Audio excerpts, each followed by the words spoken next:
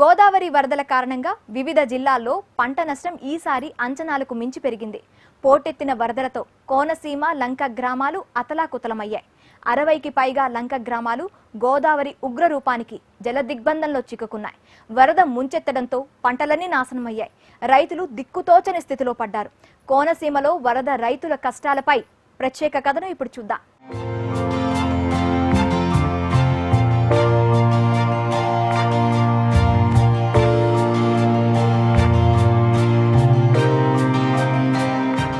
వరదొచ్చిందంటే లంక గ్రామాల ప్రజలకు కష్టాలు తప్పవు. ప్రతి ఏటా భారీగా వరదలు రాకపోయినా 6 ఏళ్లకో 10 ఏళ్లకో ఓసారి భారీగా వచ్చే వరదలకు కోనసీమ లంకవాసులు అతలకుతలమైపోతూ ఉంటారు. లంక గ్రామాల ప్రజలంతా కేవలం వ్యవసాయం, పాడి పరిశ్రమ మీదే ఆధారపడి జీవిస్తూ ఉంటారు. వరదొచ్చి 2-3 రోజుల్లో పోతే పర్వాలేదు, కానీ వారం రోజులు తిష్ట వేస్తే ఇక అన్ని పంటలు సర్వనాశనమే అవుతాయి.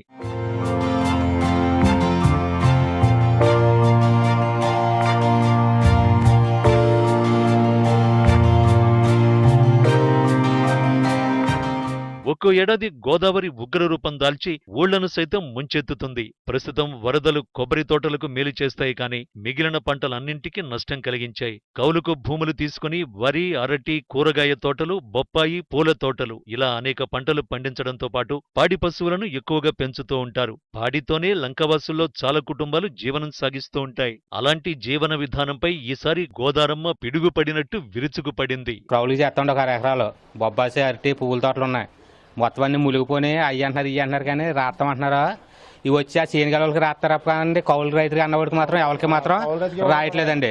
ఈ రాస్తున్నారా? వచ్చిన డబ్బులు ఆ చేనుగలవాడు చిత్తి డబ్బులు పట్టుకుపోతున్నాడు, ఇవి పట్టుకుపోతున్నాడు అండి. ఇప్పుడు నాకు వచ్చి అయితే మాత్రం 3 లక్షల దాకా లాస్ ఉంది.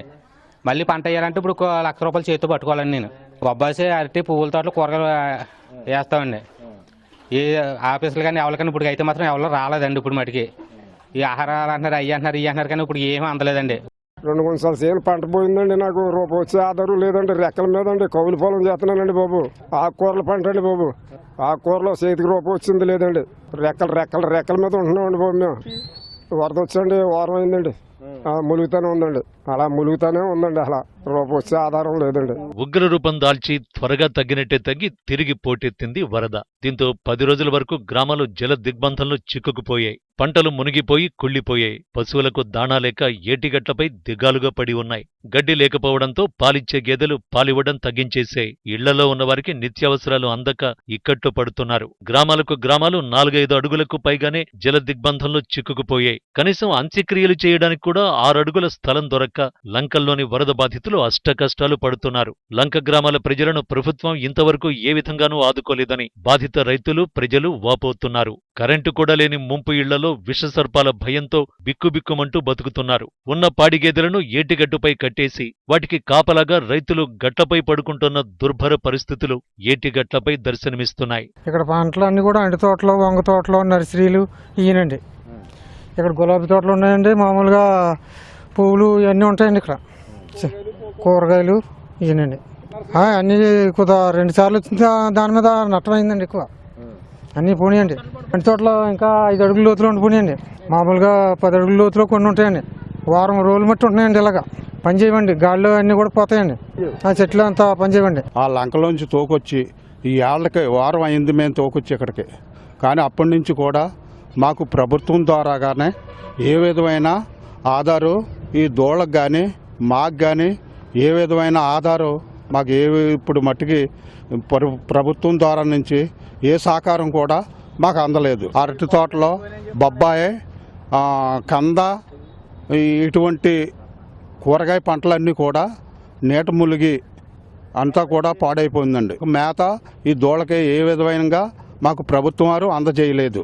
మాకు గడ్డి ఏమీ లేదండి. మాకు ఒట్టిగడ్డి మేట్లు కూడా లంకలో ములిగిపోయినాయి. బీళ్లు ములిగిపోయినాయి.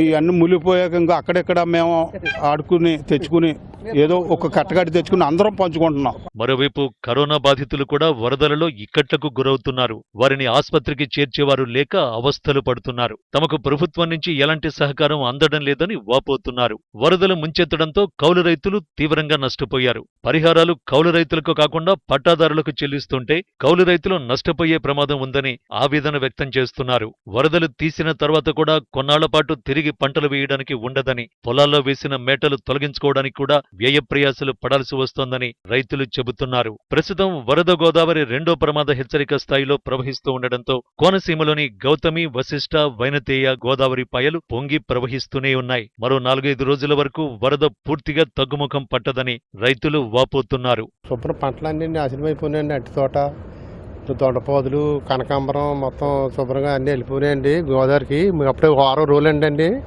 దారి తిండి లేదు, దోళ్ళన్నీ గట్టు మీద ఉన్నాయండి. అసలు గడ్డి లేదండి, మనం దానేస్తానన్న దానా లేదు, ఏమీ లేదండి. ఏం చేయాలి, దారి తిండి లేదు, ఏం చేయాలన్నది ఓని లేదు. వాళ్ళు కూడా కొత్త పంటలు వేసుకోవాలండి. ఇప్పుడు ఏరు గట్టు కులిపోదండి, చక్కెరకిల్లి తోట ఎలాగైనా చూడండి శుభ్రంగా పండు మరిపోయి ఉన్నదండి. అదండి పరిస్థితి. మరి ఏది పెపిత్తం ఏదో చేయకపోతే దారి తిండి లేదండి. ఈ లంక గ్రామాల రైతులందరూ కూడా తీవ్రంగా నష్టపోయారు. అలాగే మాకు ఇక్కడ చొప్పిల్ల లంకలు ఉన్నాయంటే బాగా పొలంలోనే ఏ రకమైన పంట కూడా అందుబాటులో లేకుండా మొత్తం నీట మునిగి సర్వనాశనం అయిపోయింది. అలాగే బడబోళ్ళంక ఈవేళ బడబోళ్ళంక కూడా వెళ్ళి చూసాం. ఈ లంకల్లో ఉన్న రైతులందరికీ కూడా తీవ్ర నష్టం వాటిల్లింది. 10,000 హెక్టార్లలో ఉద్యానవన పంటలు దెబ్బతిన్నాయని ఉద్యానవన వ్యవసాయ శాఖ అంచనా వేస్తోంది. ఏది ఏమైనా కోనసీమ లంక ప్రాంతాల్లోని రైతులు తీవ్రంగా నష్టపోయారు. జిల్లాలోని 29 మండలాల్లో వరద ప్రభావం పడింది.